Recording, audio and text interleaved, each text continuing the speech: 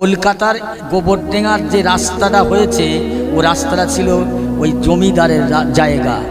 সরকার বললে এখান থেকে ট্রেন লাইন হবে, জমিদাররা বললেন না এখান থেকে ট্রেন লাইন হতে দেব না।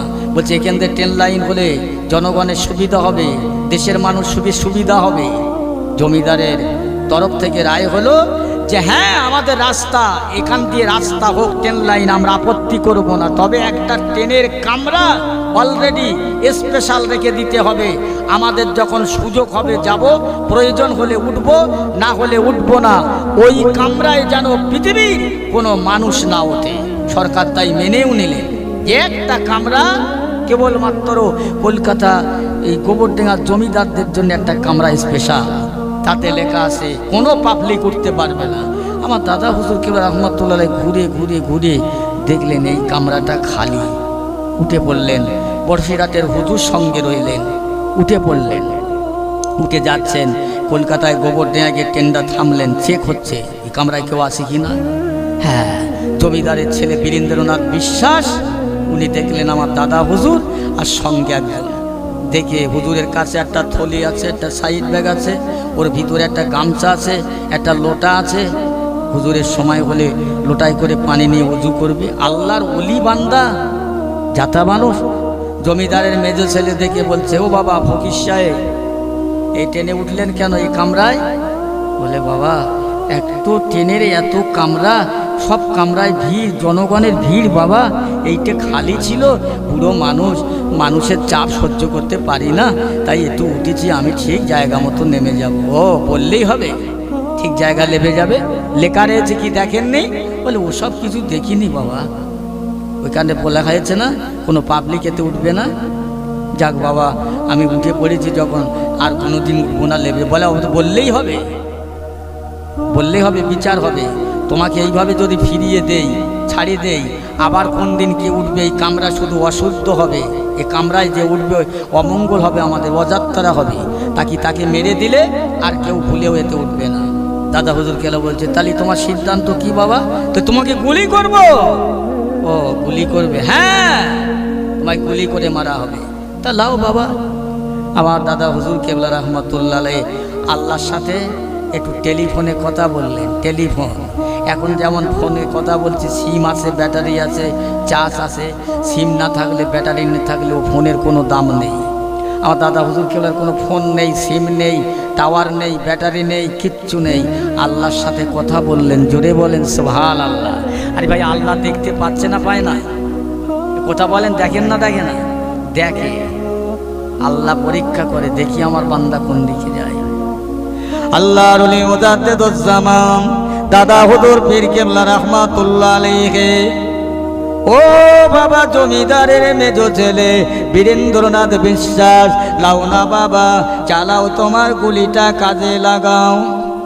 জমিদারের বেটা গুলির পাউডাটন সুইচটা টিপলেন, ধোঁয়া বেরিয়ে পড়ল, গুলি বার হলো না। জোরে বলুন না সুবহানাল্লাহ। আটো জোরে বলবেন না সুবহানাল্লাহ। ধোঁয়া বার হলো, গুলি বার হলো না। কি ব্যাপার? দাদা হুজুর বলছে দূর বাবা, এই খারাপ বন্দুক, জং ধরা বন্দুক, মরিচা ধরা বন্দুকলে ঘাড়ে করে ঘুরে বেড়াচ্ছিস না? ফকির সাহেব একটুখানি দাঁড়ান, আমি একটু ঘষে মেজে ঠিক করলেই, দোলা ছিল অনেক দিন তো, কাজ হচ্ছে না। আবার ঘষে মেজে আবার লাগালেন, আবার ধোঁয়া বার হয়ে গেল। কি ব্যাপার?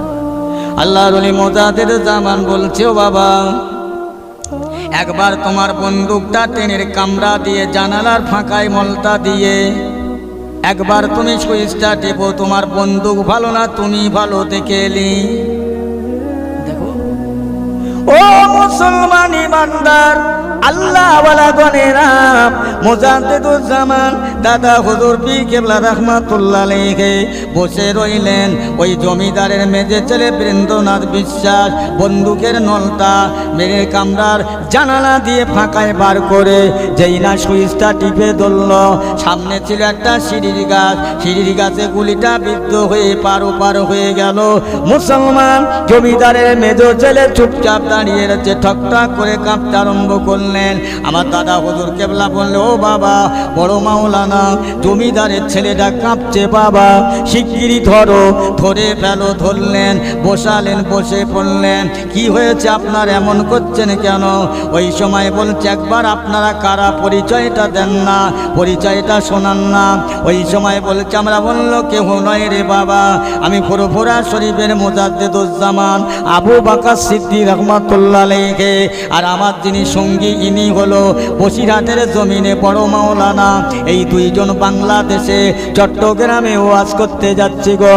ওই সময় জমিদারের মেজো ছেলে আল্লাহর ওলি মুজাদ্দিদুজ্জামান দাদা হুজুর কিবলা দুটো কদম জড়িয়ে ধরে, হুজুর আমাকে মাফ করুন, হুজুর আমাকে ক্ষমা করুন, হুজুর আমাকে মাফ করুন। এতক্ষণ কি বলছে ফকির সাহেব, এখন বলছে হুজুর আমার মাফ করে দেন। আল্লাহর ওলি বলছে, বাবা তুমি আমার পাটা জড়াইও না, তুমি আমার পায়ে ধরলে তোমার জাতির মান যাবে, সমাজের মান যাবে। ওই সময় বলছে, না না হুজুর, আপনার মতন লোকের পায়ে ধরলে জাতির মান আরো বাড়বে। একবার জোরে বলুন সুবহানাল্লাহ। হুজুর একবার বলুন না, কলিকাতায় এই বাংলাদেশের যাবে ওয়াজ করতে, বাংলাদেশের মানুষেরা মানুষ হবে, গোবরডেঙ্গারও মানুষ থাকবে, হয় না হবে না, আজকের এখানে আপনার ওয়াজ করতে হবে। হুজুর বললেন, না বাবা এখানে আজকে ওয়াজ করব না, বাংলাদেশে আমার দাওয়াত লেও 1 বছর আগে, আমি ওখানে যাব, ওয়াজ করব। হুজুর আপনি যান, তবে একটা কথা শুনুন, আমাকে একটা টিট দেন, কবে আসবেন, জলসা করবেন। আল্লাহর ওলি বলছেন, বাবা এই বছরে হলো না, আগামী বছরে কার্তিক মাসে আমি আসবো। আল্লাহর ওলি কথা দিলেন, লিখে দিলেন, দাওয়াত নিলেন। ওই জায়গায় হুজুর ওয়াজ করলেন, এত জোরে হুজুর ওয়াজ করলেন, এত লোক সংখ্যা হলো।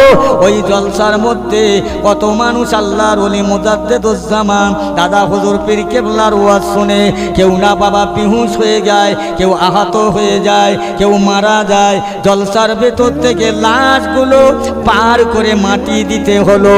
হাজার হাজার মুসলমান সেদিন দাদা হুজুর কেবলার হাতে হাত থেকে মুসলমান হয়ে গেলেন। জোরে বলুন সুবহানাল্লাহ।